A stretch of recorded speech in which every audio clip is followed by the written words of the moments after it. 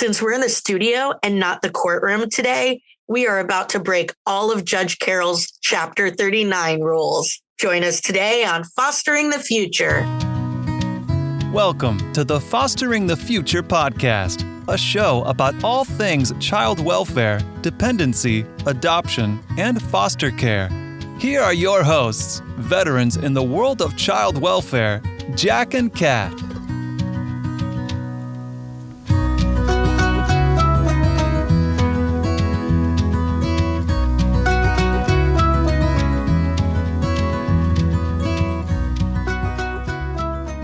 We believe that every human has incredible and equal value regardless of what side of the courtroom we sit on. We hope that everyone feels welcome and accepted here on Fostering the Future.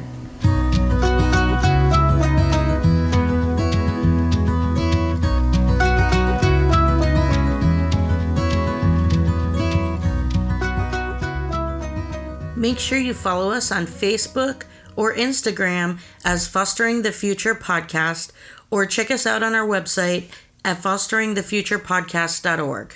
This is Nichole, and I am here with Jack, and today we are continuing our conversation about the Maya Kowalski case. But today we are honored to be in the presence of Jennifer Anderson, whose law firm represented the Kowalski family in their civil lawsuit. Thank you so much for taking your time to be here with us today, Jennifer. Of course. I appreciate the time. Yeah, we appreciate your time. It's awesome to have you. Yeah, your family has invested 6 years into this. You should probably be relaxing, but I'm sure all of you are tied up in all kinds of craziness. Well, we enter into a judgment, official judgment on the 15th. I'm not sure if you're aware, but they're filing all kinds of motions and attacking the jurors. And we are aware.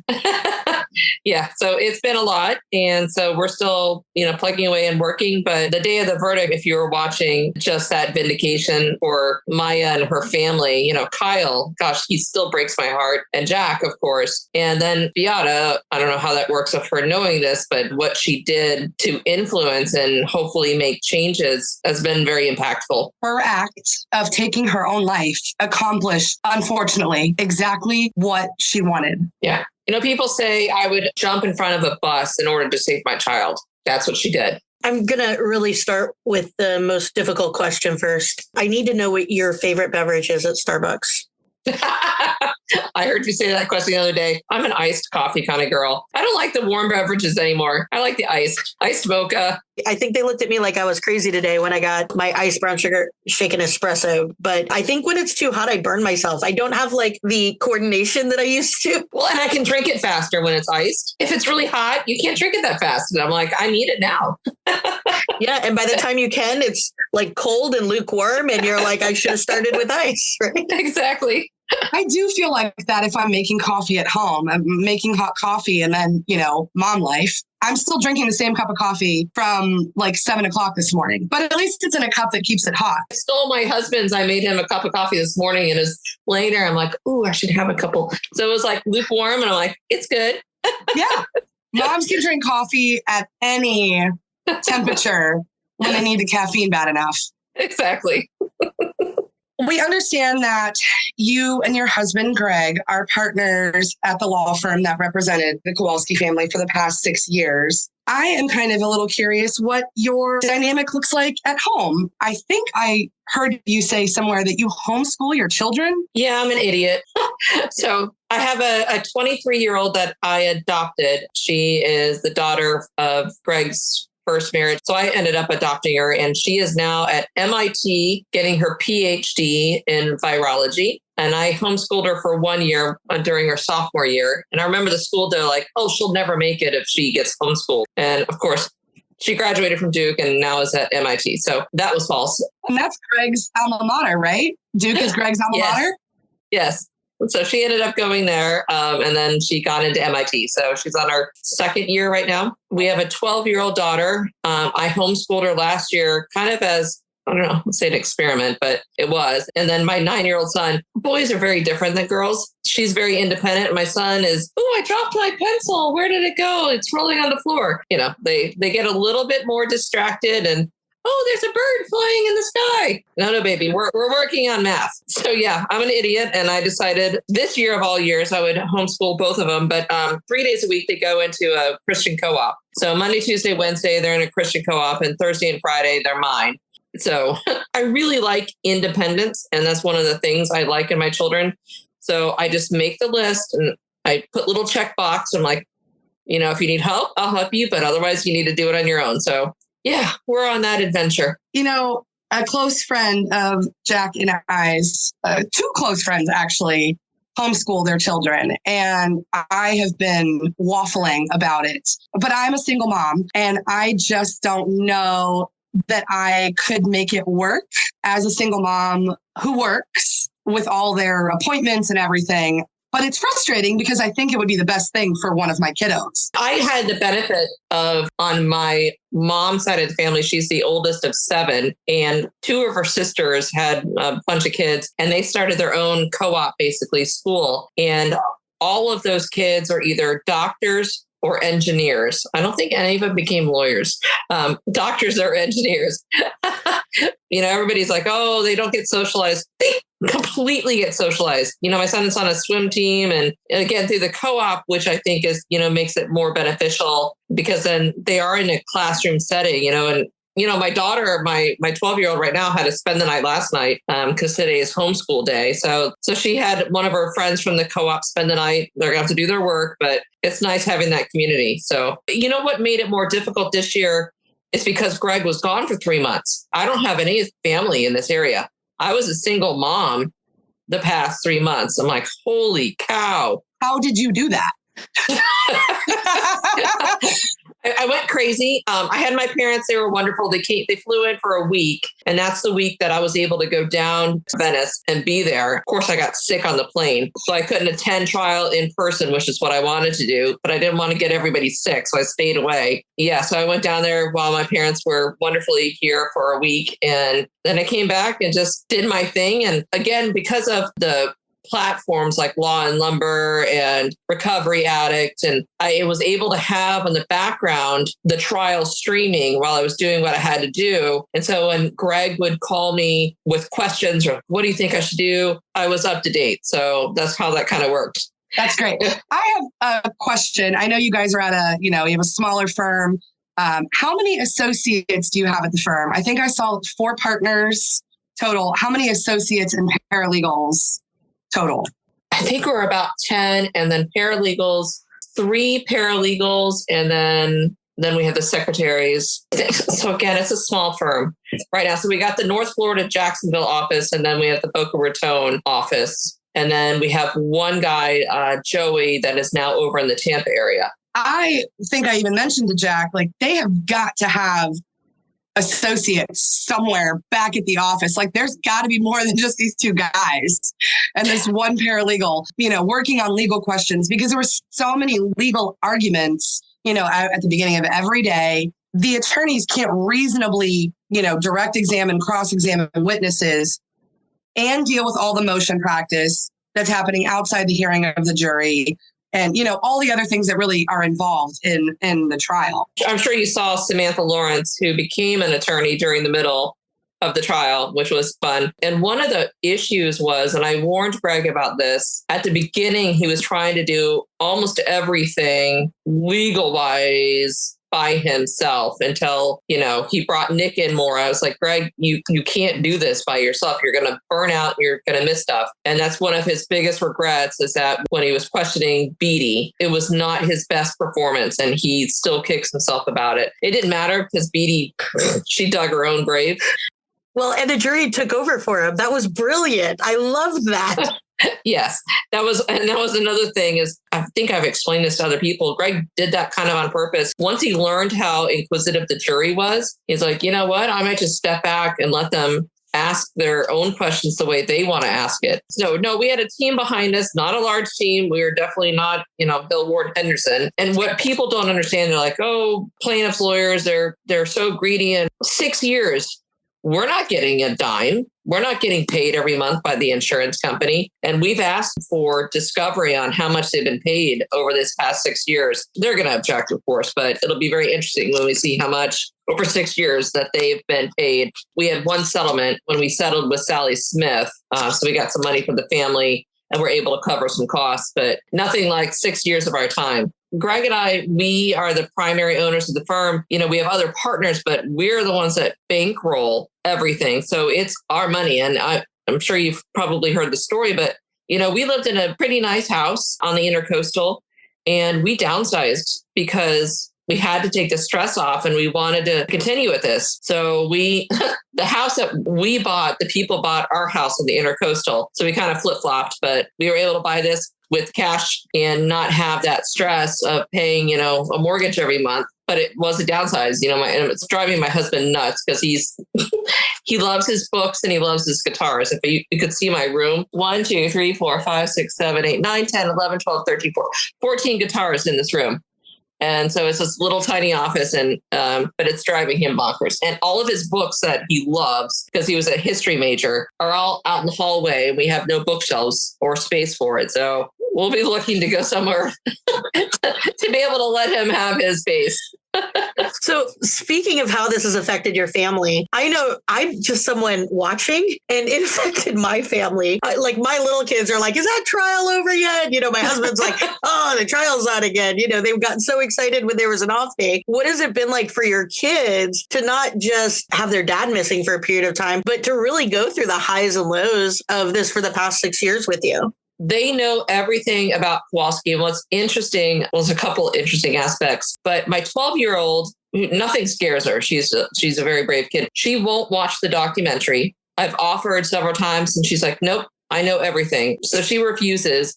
They were all there when the Netflix crew was at our house for days on end and came in here and filmed them. There's so much more footage. And then it was interesting on the day that the verdict was read, they were home because it was a Thursday. So it was a homeschool day. And they were standing in the background. They were like screaming along with me because they knew how important it was. And over the years, you know, especially with the advent of Zoom, we were always like, okay, we're Zooming, quiet. And so they learned to be quiet in the background. It was bizarre. I don't know how else to put it. It was bizarre. I think it's so great that they were able to see their mom and their dad care so much and advocate so heavily for other children and other families. I think that is a much more valuable lesson than any school or, you know, co-op or anything like that can really teach them. The one negative, my 12-year-old has learned to be a lawyer. And so now she tries to lawyer me all the time. And she writes up contracts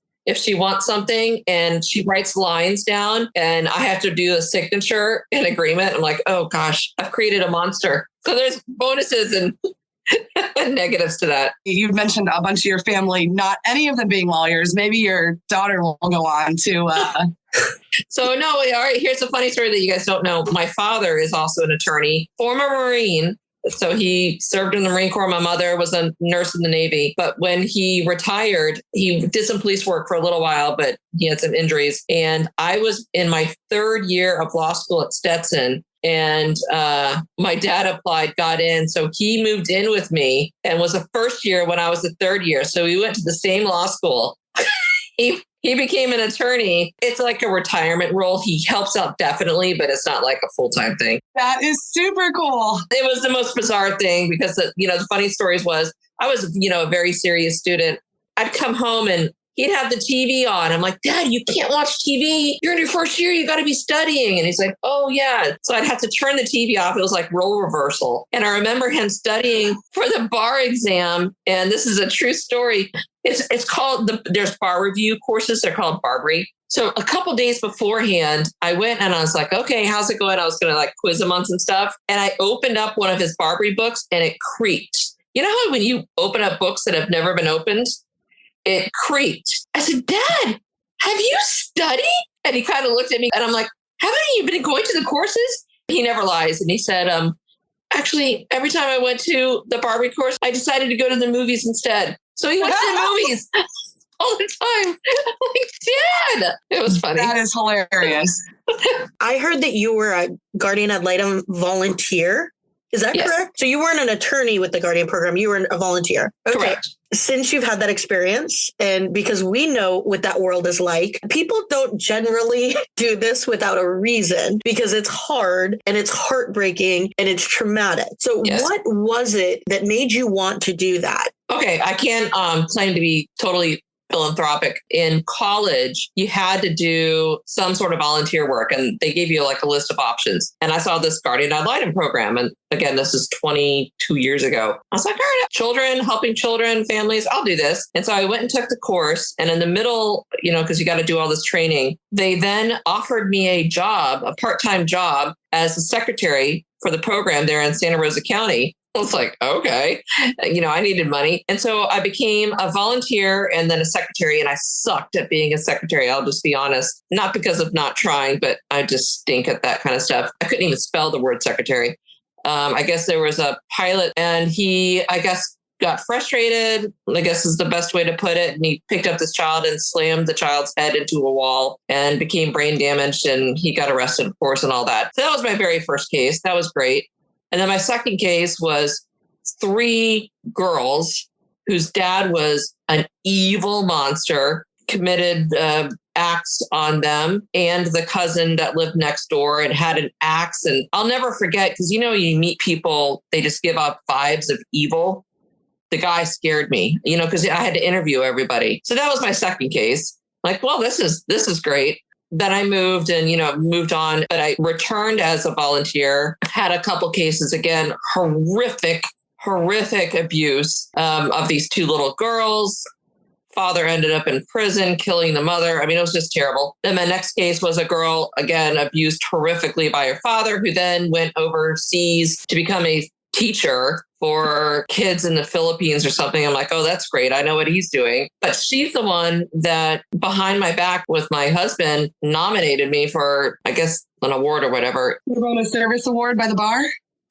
Yeah, I don't know how that was unique. So yeah, when I heard about this story with Maya, I'm like, I've seen real abuse stories, Right. This is just a mother advocating for her child and listening to doctors. How is this somebody who can't even see her child? It was surreal. I am a guardian ad litem as well. I have been for the past 6 years. I wondered if this kind of caught your attention because this was a mother presenting facts about her child and her medical needs that were, well known with other doctors. And now you have this hospital crying abuse when it was documented that they had been treating her by doctors for so long. I had wondered if that was like a connection point for you. So it was interesting. So the case came in to me on my email through attorneys that we had worked on in a helicopter crash case that my husband and I had worked on. Deborah Salisbury contacted them on the Pelletier case and said, do you know any good trial attorneys in Florida? And so they knew of us because we worked with them before. So this lawyer contacted me, sent me an email, gave me the basics. I'm like, this is interesting, but it involved kind of med mal, and we don't do med mal. I've never done med mal. But I said, okay, we'll set up a conference call. And then we talked to Deborah Salisbury, and she made such a compelling, interesting story. We said we'd take it on initially, and we contacted Howard Hunter, and ends up that Greg and Howard Hunter, the attorney for the hospital, grew up around the corner from each other in St. Augustine. They didn't know each other because Howard's a couple of years older than Greg. But, Greg's like, oh, I'm pretty sure I can get this settled very quickly. We're St. Augustine guys. And Howard pretended, this still makes me angry to this day, pretended that he didn't know anything about this case. He's like, oh, tell me about it, when he had been involved from the get-go. So, and then it just went from there. So that's how it came into us, just by email and a connection through this helicopter crash case that we did years ago with this law firm in Boston. We don't advertise. We're not a Morgan & Morgan, or we don't do that stuff. It's always by referral. So correct me if I'm wrong. Hunter obviously was involved when Maya was there. It seemed to me from the information I got, and again, correct me if I'm wrong, he was kind of one of the people directing risk management in a lot of the things that they did that were inappropriate. Is that correct? He was on a lot of emails involved with risk management, the hospital, attending court, making suggestions after Beata passed, saying that he still didn't think that Maya should go home to her family and wanted to send her, I forget where, Cincinnati, places far, far away from her remaining family. And he was at the center of it. I think I even saw a document, it was an email maybe, that he had recommended what I think the state attorney should put in the court orders. Is that correct? He made a lot of recommendations the entire time in the underlying case. Unbelievable.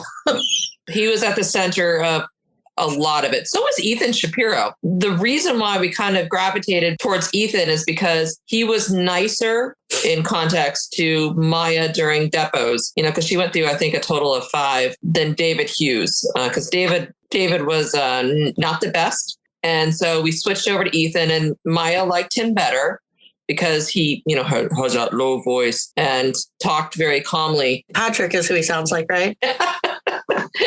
There's been some memes about some stuff, but Ethan was also very heavily involved in the underlying. So it was Ethan and Hunter.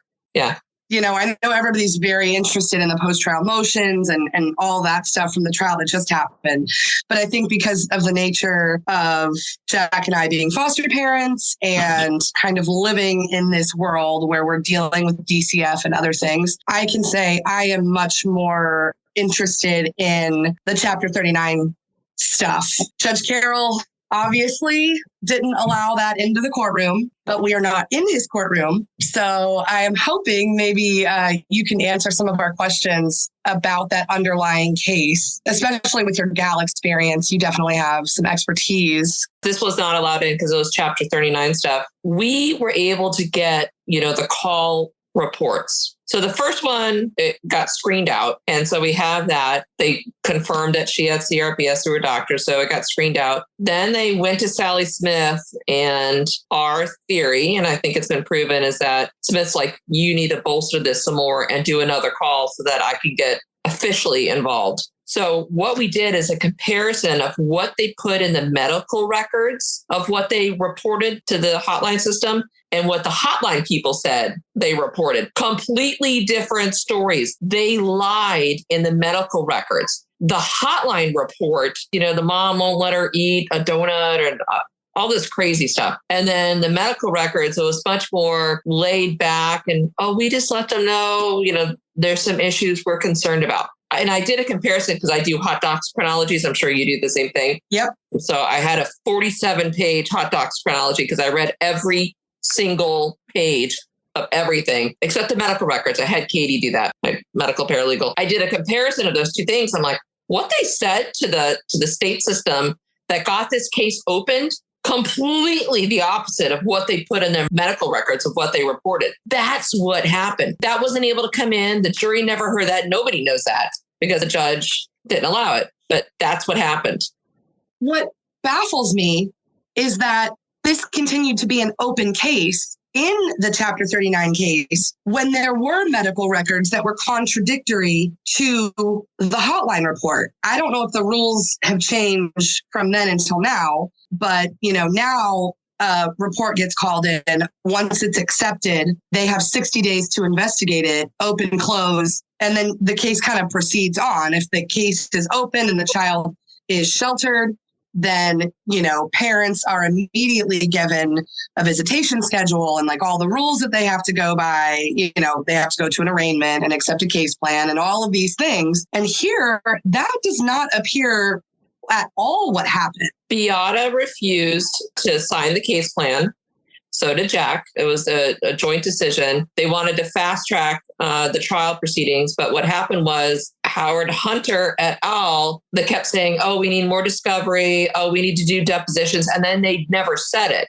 And unfortunately, Judge Hayworth bought their story. And so it kept continuing things. And that was the problem. Despite the best effort of Deborah Salisbury and the other attorneys that were working on this, it just kept getting pushed off. And so another misconception was that the January hearing, I think defense counsel said, if she had only waited a couple of weeks, she'd have had a court date. My complete memory, and again, I might be wrong, but trial setting wasn't set until April. So it was going to be another 3-4 months before the trial. And then when Beata, for the first time in person, saw her daughter and how much she had deteriorated, knowing that you can die, and had known of people who had died from CRPS, she's like, my daughter's not going to live another 3 months because they're not treating her. The saying that the lesions was Maya scratching herself and all that.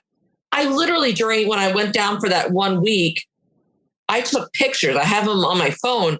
Maya was developing more lesions on her legs. Why would she now, all these years later, be faking? I mean, she hit her leg. She always wore, the long pants or whatever. But I saw her, because we were in an informal setting. I'm like, Maya, are you getting the lesions again? She's like, yeah. But I know it was because of the stress and everything. As part of this series about Maya, I've been interviewing people who live with CRPS. I learned so much through this trial, but I think I learned the most from speaking with these people over the past couple of weeks. My last question for all of them: do you have any doubt that Maya was suffering from conversion disorder or something other than CRPS? Every single one said, absolutely not. Maya definitely has CRPS. I know what CRPS looks like, and that's what it looks like. Every single one to the T. What the defense seemed to get wrong is that this trial wasn't about whether she had CRPS or not. It felt like so much of their argument was trying to prove that she did not have CRPS. But even if she had conversion disorder instead of CRPS, all of these things that they did wrong would still have been wrong. One of the interesting things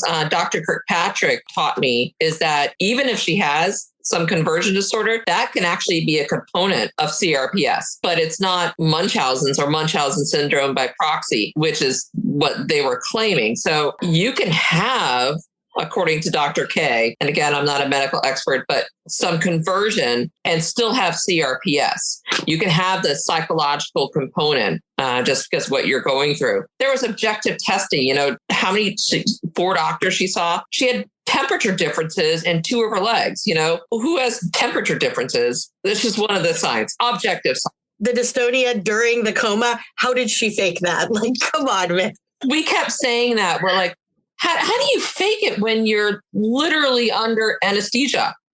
So yeah, one of the girls I spoke with that has CRPS, when we were talking about that, literally turned her phone down and showed me her legs. She's like, look, my legs look exactly like hers. That's so sad. It is. I think that for me, speaking with some of these people that had CRPS and definitely the mom, I'm so overwhelmed, and I feel like I understand the case so much more and why Maya and Beata did some of the things they did. Because sometimes you're like, oh, well, that might be a little extreme. And then you hear what this is like and you're like, I would do anything. I would do anything. I've had experiences with my kids where they were suffering from something and I didn't know how to fix it. And you're so desperate to do whatever it takes to fix them. Even to the small scale, some of my kids are on medicine in order to live a normal human life that are higher than an adult dosage. One of my kids did not sleep last night. He has incredibly bad insomnia. He takes a grown man dosage of the meds he has to take. And even with that, he was up maybe he slept 4 hours last night. And so for someone else, they might be like, what's wrong with this mom that she's letting her kid be on these adult drugs and even higher than adult drugs? Every body works differently because of the drugs he was exposed to. He needs different medicines than someone else might need in order to make it work. Do you want my son to go 3 weeks without sleeping? Because we've done that before. It's so horrendous, And so as a mom to kind of see that, it's I would do anything. And the more you learn about CRPS, because I really feel like it's very misunderstood, everything just makes a lot more sense. The thing that me and Nichole and our friends and the social workers that we deal with on a very regular basis are looking at this case and saying, this isn't how things are supposed to go. Unfortunately, it does sometimes, right? You look at this case and you're like, what went wrong to put this family to where they were? Everything went wrong. DCF, the judge, the hospital, the child abuse prosecutor, right? Everybody involved completely acted outside of appropriate behavior and did things that are so either borderline illegal or actually illegal that's how we ended up where we are. So from your experience working as a gal and from your time with this family, is there anything that could explain what reason I would say DCF or the judge or the hospital? I don't think we can say the hospital. I don't think they had any. They didn't have leadership. No, and they have their culture of ego and disregard is disgusting. But let's try and look at who we deal with on a regular basis in social welfare. Why do you think DCF and the judge made all these absolutely inappropriate decisions? I think the judge was being given poor information. Again, the judge is not a doctor, so he's listening to the hospital's attorneys. There are so many, as you know, really good people that get into the system, want to help children, have good hearts. They get burnout, whatever. And then just like anything, there are bad cops, there are bad lawyers, there are bad doctors. So there was just a conglomeration that came together. And the other component to this that I think also needs to change is, in Florida, they have the private like Suncoast Center. That is a nonprofit. The heads of it are making hundreds of thousands of dollars. And when we finally obtained the contracts, the way Florida set it up, at least with Suncoast, was every 5 years, they kind of renewed the contract. They checked it every single year. The more cases of abuse, the more money they got. The less cases of abuse, the less money they got. So Pinellas County is number one in the entire state of Florida, of all the counties, for turning in. And Sally Smith, as I'm sure you've heard and learned, she had her own pediatric practice. I think you commented on that to your other podcast. She would refer, we found out, the children that came into the system and then would refer a lot of them to her pediatric practice. So she was not only getting paid by Suncoast in her role, but also as a pediatrician treating children that were turned in. It was just, so it's the usuals in life. It's usually power and money, right? And I think, unfortunately, it was just a big whirlwind and bad leadership by the hospital, absolutely. And the power that Sally Smith had through the hospital, through Suncoast, and these pediatric specialists in medical child abuse, I am not a fan of. Doctors that have real specialties, brain specialists, neurological specialists, a podiatrist, whatever. She can come and say, no, I disagree. I think it's child abuse. And so the people that actually have the specialties, what are they supposed to do? They're supposed to put their practice on the line and say, no. Hopefully some do, but most of them are just, okay, if you're going to say it's child abuse, there's got to be a change in that system. Those specialists don't want to be complicit if it were to be child abuse, right? Correct. The fear of it being child abuse is much greater than them saying, no, it could also be X, Y, and Z. I think it's this, but the fear is there. You know what I also hate is that in our system, if you're a criminal, you're presumed innocent until proven guilty, right? It's the opposite in these child abuse cases. The parents or the caregiver is presumed guilty until they prove themselves innocent. And that takes, and a lot of these families don't have money. They don't have the attorneys. You've seen it. You go into court and they're on a rotating basis, like, oh, attorney X, okay, you've got this case. And yeah, it's not fair. And the amount of money that they get paid for the dependency cases is so small that it's really not worth their time. And they don't get more money if they work more. Right? They get the same amount of money, whether they work for, an hour. And I've worked with parents of kids that were in my home to try and reach out to their attorneys. And sometimes they'll go from court to court and make call after call and don't get a return call until they're in the courtroom. And then it doesn't look good because the attorney is like, oh, well, I haven't talked to my client. We haven't made a connection. It's like, well, that's your fault, dude. I've been on the phone 3-way with this mom trying to reach out to you. What you're talking about brings up another thing in regards to this powerhouse of the child abuse pediatricians, the hospital, all these people that are screaming abuse. They go into the court and have a shelter hearing to remove the child. What Sally Smith was saying, I think in one of her depositions, or maybe it was in actual court, she said something like, well, it's not my job to show the other side. That's their job. They can get attorneys and doctors and bring them in to have their argument. But the reason that is not fair, because I have seen this personally. Also, we saw it in the Melissa Bright story. By the time your kid's being removed, it's already a done deal. If you get notice of a shelter hearing, what is it, like an hour or two? If even that, like a lot of the times the shelter hearings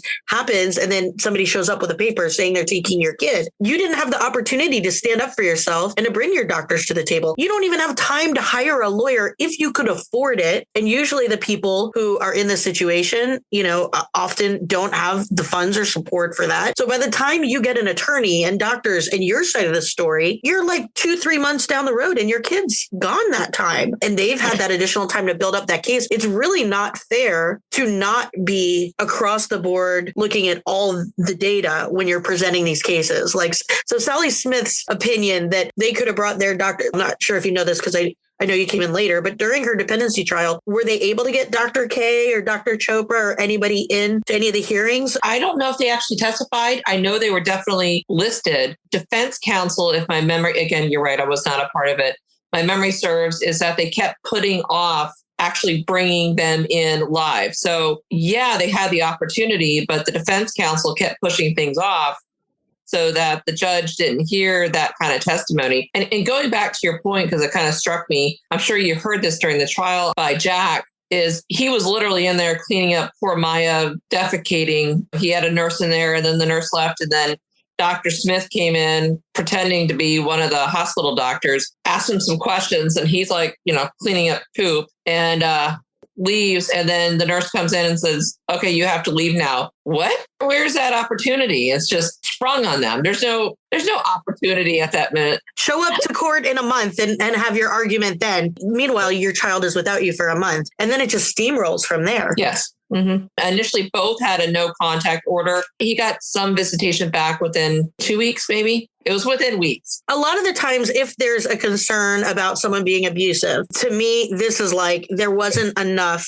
to show that there was, something going on. But beyond that, even if there was a world where this was going on with Beata, why didn't they initially try and place her, if not with the dad, with family members? That is a good question. I do not know. If it was so unsafe, they left another child in that home.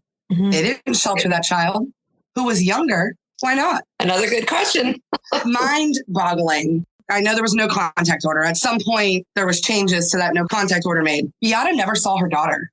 I personally fight weekly because I have to bring children sometimes into situations with their parents that are genuinely not safe. They still get to see their kids. They're entitled, they have the right, and she never got to see her child. I mean, I've had kids where they are like, there is solid evidence of extreme. I had this one boy come covered from skull to toe, bruises, finger marks around the neck. 2 days later, we're doing visits. When there is concern for safety, you do supervised visits, you do therapeutic visits. You don't not do visits at all. Like a no contact order in the dependency case is not just rare. Like you need extreme solid evidence to do something like that. And I'm pretty sure that Florida statute requires for the agencies to do everything possible to maintain visitation. Again, there was so much deference given to the hospital and what the hospital's attorneys were advocating for and Sally Smith. Then you got Beatty as part of the hospital, basically imposing her interpretation and will on how and when Maya would ever have contact with, her mother by phone, or eventually I think she got a couple Skype sessions. I don't know how they set that up. Her dad, who got turned away many times, her brother, and then a couple of friends and a teacher, but everyone else, again, no priest. The priest couldn't show up. It's just mind-boggling. I guess Beatty lied in one of the, and saying the court order said no. I don't know. There was just so much. There were so many lies. Okay, how did they manage to keep Kathy Beatty's arrest for child abuse out of the trial? Like what? Like that was mind-blowing. It was an arrest only. And so under Florida law, just an arrest only, you can't bring that into evidence. So that was just something that we all knew and the judge knew about, but we couldn't bring it before the jury. I'm really curious about this. And even if you know this, you might not be able to answer, but has anyone confirmed whether or not when the jury came back with their questions and said, we're not going to be able to give you enough gas money to get to court, if that was in reference to Kathy Beatty's quote story about not providing the gas card to that family and that's why she got written up? You know what? I never made that connection. I didn't even think about that. Because at first I'm like, gas card? What? This makes no sense. Because when she told that story, it was so ridiculous and so blown up to be like, oh, what a caring person she was. Never, you know what? That might be brilliant. I forgot about that. I'm going to write that down because that confused me too when I heard it. I did not ever catch that. That might make more sense. I think I made a TikTok video about it. I'll send it to you. But when I realized that, I'm like, because all these people are looking at the jury and, the bus stop comments and talking about, their verbiage. I'm like, have you not paid attention to this jury? They are so brilliant. And, I'm from Sarasota. I grew up there. I moved there when I was in like 5th grade and lived there until I went to college. It's not an area in Venice, Sarasota. It's a retired community and it's very, for the most part, it's very posh. So for people to think that these people are dumb rednecks who don't know what, I'm like, pay attention to what they're doing in this trial and the questions they're asking. Their verbiage is for a reason. They're either trying to make us laugh or like, I think a lot of it was like in jest or levity, right? Yeah, there was moments of levity from the jurors. Yeah, they were kind of funny. I was just curious if anybody has confirmed that yet, because I'm like, that is freaking brilliant. I need to know that that's why they did that. I was really upset when a recovery addict, because, he was able to listen until the judge figured out that he could hear everything and was relaying it. But I was like, because I couldn't be there in person, so I wasn't hearing it live. Yeah, I was impressed. Very proud of the jury, obviously. They did a great job. They did their duty. And I hate these motions that they filed and attacking a juror's wife. And who's going to want to sit on a jury if you think counsel is going to go after the text messages between you and your spouse or significant other? It's interesting, too, because they're filing all these post-trial motions. But legally speaking, a jury being interviewed or a juror being interviewed, especially when you have a duty as an officer of the court to bring any sort of jury violations to the attention of the court at the time it is known. You cannot wait till the time is convenient for you. Exactly. And for your case. It needs to be brought to the attention immediately. And I think there's enough proof here from what I've seen that the defense knew or suspected or whatever much earlier than when they filed their motions. Yes. They were waiting for the verdict to come out. There's a lot of waiver issues for sure. So much of what they're putting in their motion is from these Reddit groups. One of the person is gathering all their evidence based on they think the cake lady is juror number 1's wife. And they're like, oh, we saw her sitting next to Jules on this day. And they're posting pictures. And I was like, that's cake lady. That's not juror number 1's wife. Right. So at least get it right. If you're going to do your little investigation. Somebody was requesting video footage from the hallways and the parking lot because they wanted to catch this lady talking to you guys or something like that. And really they were looking for cake ladies. So the whole thing's ridiculous. As much as we've seen through this trial that Johns Hopkins was so liable for what happened to Maya and her family, it's also obvious that DCF was incredibly liable. I was under the impression that there was initially a civil suit against DCF as well. Can you share or do you know why that was abandoned? Yeah, I'll give a little bit of insight. It was tactical. There's also a lot of statutory limitations and protections against DCF.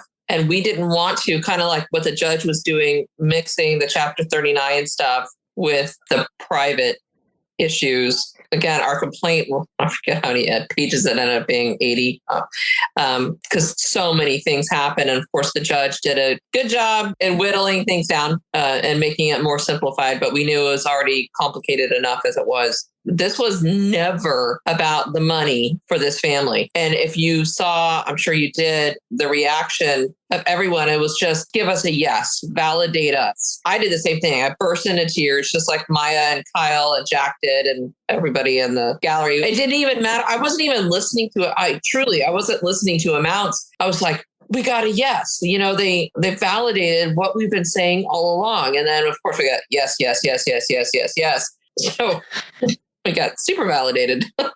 I was at an IEP meeting and I've literally been staring at my phone for days nonstop. And I'm like, the one time it comes out, I'm at this IEP meeting that I can't be rude about. And I think I made a TikTok video about this too, of Maya watching the verdict. Every time they said yes, her body reacted, right? Her body reacted. And her and Kyle too. But when they said the amounts, she wasn't even listening. You could tell, she reacts at the yes, and then she doesn't react again till the next yes.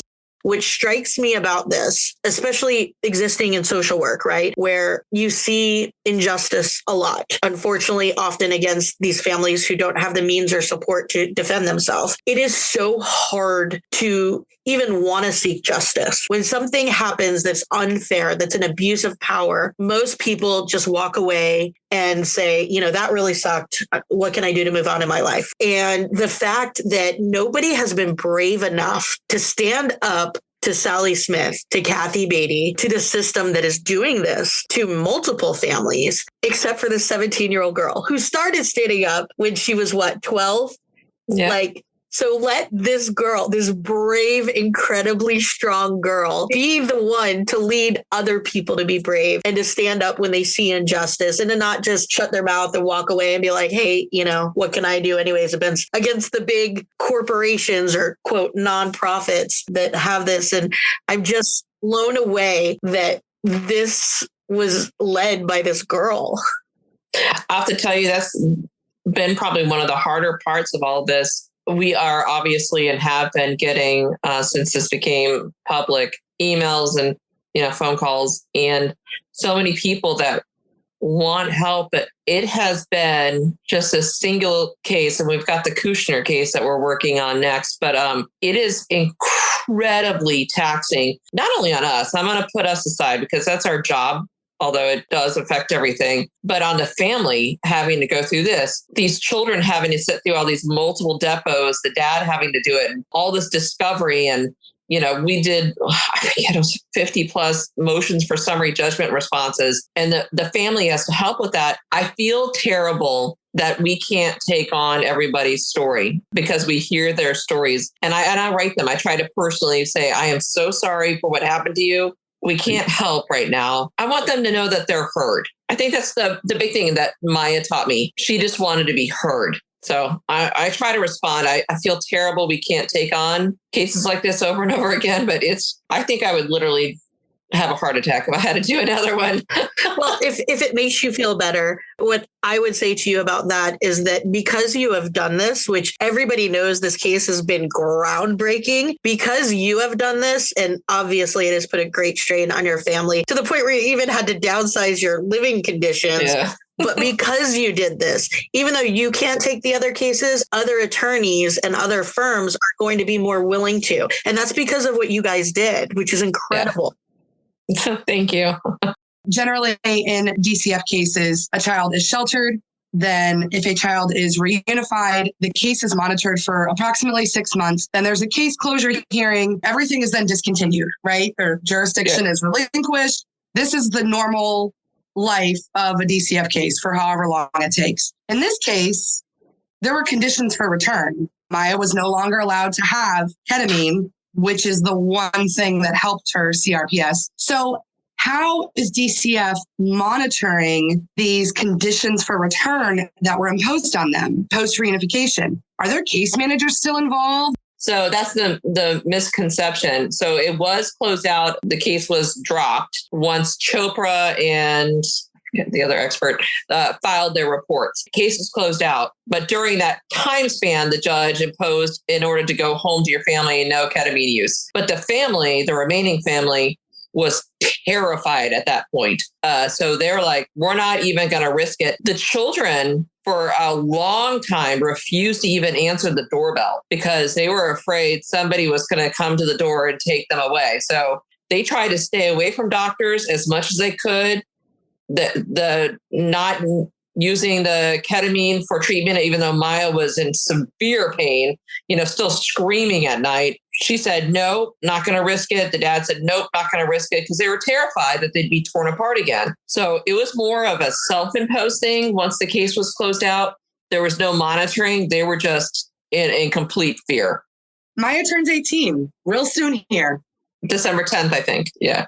Has that fear waned enough that she is willing, once she's an adult and she's less fearful of DCF, is she wanting to try the treatment that actually works? I don't know what she's going to do. The relapses come and go, as you know. So I leave that up to her. The fear is definitely, especially since the judgment, going away.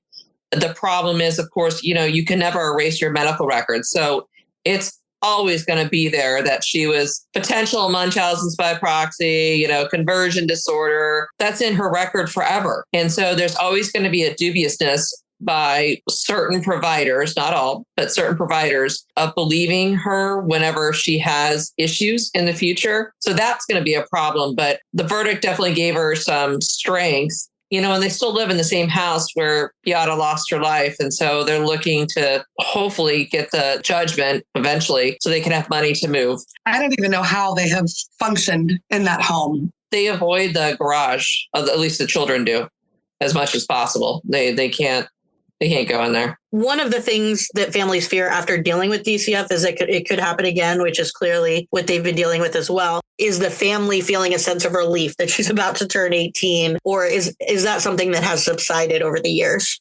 No, definitely turning 18 is going to be a big factor. But the other bigger factor, I think, is that they could finally seek the psychological help all of them need, because the defense advocated for, and it was granted, that within 5 days of any doctor's visit, dentist visit, whatever, dermatologist, you have to let us know about that visit. So Maya tried to get psychological treatment, and, we had to tell them about it. We're like, please, we won't use, Dr. Henschke, who ended up testifying. We won't use her. We won't ask for damages from, whatever payments are made to her, blah, blah, blah. And the defense is like, no, we still want it. So the family has not been able to get the counseling they need to get. So finally, I think the bigger thing is they could finally get counseling, because all three of them need it. So we're setting things up, and now they're free from defense counsel imposing themselves in on their private lives and getting the mental help that they need. And, because they've been just trucking through the past 6 years.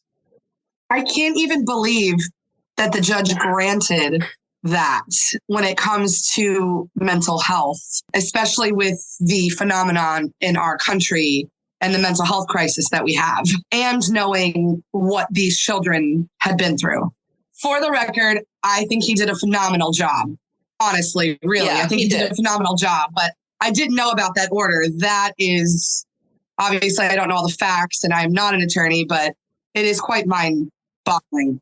We are big fans of Judge Carroll. In the beginning, I remember messaging Nichole multiple times and saying, I was really concerned, because when I saw all of what I knew about the case initially, I'm like, this should be a slam dunk. And he was really hard on you guys initially. And I felt like absolutely any opportunity for him to go one way or the other, he was going with Johns Hopkins. And it was really frustrating for me as someone who is not a lawyer. The only thing I know about the law is what I see in dependency courtrooms. And, I don't understand a lot of that sometimes. So I was so upset. And Nichole was like, no, listen, let this play out.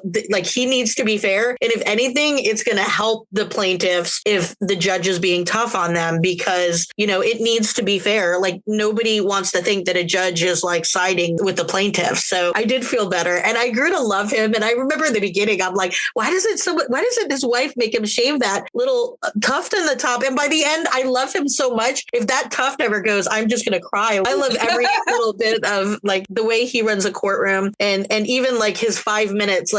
I was watching last night when Hunter said, I thought I buried this Dracula years ago.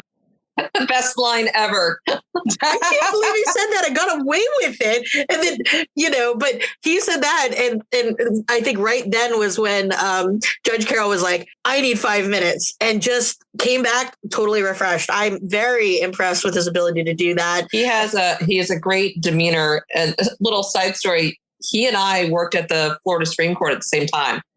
I was working as a law intern for Chief Justice Lewis at the time, and he was working as a law clerk, which is the one that you go for 2 years for, I forget which justice it was. So we were there. I don't remember him at all, but we were there at the same time because we didn't interact. But when I was looking at his background, I was like, oh my gosh, we were there at the same time. So it was kind of funny. I think that a lot of the times when people have experiences in their childhood that they want to move forward in their life and do something to help other people. And especially because we know how absolutely brilliant Maya is, the world is waiting to see what she's going to do in her life. And I think a lot of the times people want to go and like advocate for people who look like what they look like. But then also some people are so traumatized by it that they're like, I will do anything but anything that has to do with that. So I was just curious if you knew if she has any interest or inspiration based on her experiences that she wants to do any type of advocacy work for either people with CRPS or, you know, children whose families are mistreated by the system. I can't speak fully for her, but I know she does have interest. She's actually in finals this week, and she's getting her associate's degree at the same time she's graduating from high school. Of course she is. And went through a ridiculous, awful, draining trial. Yeah, exactly. So she's getting her associate's degree at the same time she's getting her high school degree. And then I think she's going to take some time. But I know, because I was speaking with her, she's going to be doing some interviews starting, I think, next week. But she needed, to get through finals because she's, I think she's number 1 or 2 in her class out of like 560 students. I know, she's brilliant. Because she initially thought about going to Duke and all that, but I think she needs a little bit of a break. But I know she does want to be a voice, again, because she's so well-spoken and people take well to her demeanor because she's not aggressive. She just says things like they are. I imagine because she's so adamant on having the voice going out there for her mother that she'll still continue on with that in some capacity. I don't know what it's going to be, but she doesn't know what it's going to be. So. And that's maybe good. Yeah. I remember a lot of people, when they saw her testify, were like, oh, she was so coached. She was so coached. That doesn't look like coaching to me. If that was coaching when she was being crossed, she might be prepared. In like the offhand stuff, there would be cracks. This is a child. There's only so much coaching you can do. And what I saw was a brilliant and passionate young lady. The only coaching we gave her was tell the truth. Just tell your story. We gave her ideas. They might ask you about X, Y, Z, but we never told her what to say.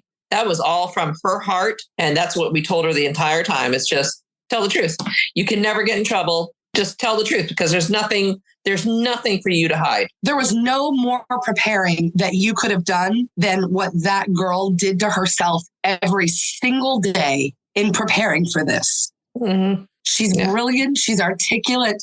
She prepared herself. At the very end, you probably saw she got mad at Greg because she wanted to come out and do the response. So she actually, kind of took control at one point. And Greg's like, all right, do you want to go back in the stand? Go ahead. Because she wanted to, make her points known. So that was actually kind of a funny. And she's like, Greg, I need to do this. He said, okay, Maya. That was one of my favorites because it was so gross for them to go that low, for them to have such little understanding of CRPS. Also, this is a hospital, right? For them to have such little understanding of CRPS, but to think that somebody is like, it's like they thought she was paralyzed. There were so many things they said where I'm like, do they think someone with CRPS is paralyzed? Like she can't move around in her bed to try and reach for something? So she shouldn't ever leave her house. The fact that she went to homecoming, that must have been really hard. And in none of the pictures was she dancing on a table. She was sitting with her friends. It was just disgusting for them to try and make that. She didn't get that dress until the day of because she didn't know if she would be well enough to go. And she felt bad. Her boyfriend, Jean-Luc, is his name. Really nice kid. He's a really nice kid. But, he had bought the tickets and she was like feeling so guilty, but she had to wait until she knew if she's going to have a good day or a bad day. 3 days ago, we were supposed to do something and she goes, I just can't do it. I'm having one of my bad days. I'm like, got it. Don't. So that's what she does is she kind of goes day by day because she doesn't know if she's going to wake up and have a bad day or if it's going to be one of the good days. And I said, just let this girl be a teenager for once, let her be a child. And she testified that she was at the dance for an hour, I believe, because she did not feel good enough. Yeah. I know. I hope they felt very, very, very tiny. Oh, I doubt it. I doubt it too because of their egos. Was it you or was it Kat who asked me recently, do you think this was a problem then, but not a problem now? To me, like, you can't watch this trial and they're continuing this ego and this, like, we're in charge. Everything we say is golden. All our doctors are the best. The way that their lawyers are acting is kind of what I've gotten how they were acting. So for somebody to think that they've changed in that time frame and now they've, recognized the errors of their ways and they're better, it doesn't seem that way at all to me. So I'm keeping my kids away from there. I told Greg, I'm like, we can't drive over the bridge down there or anything, because can you imagine what would happen if my children ended up in the hospital? They'd be like, oh, the Andersons. I will have to say, I'll have to, I guess, end with this. I want to say, and I think I said it previously, there are the good people and the bad people.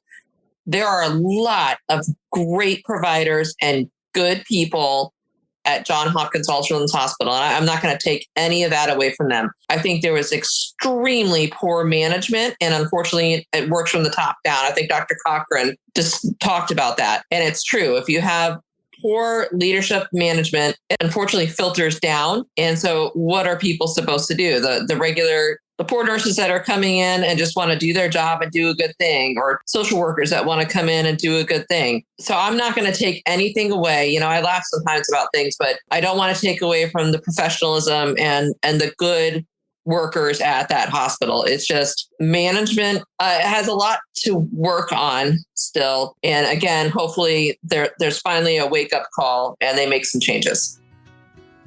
Thank you so much for joining us today. Make sure you subscribe and follow us on social. We hope that you join us again next time and keep on fostering the future.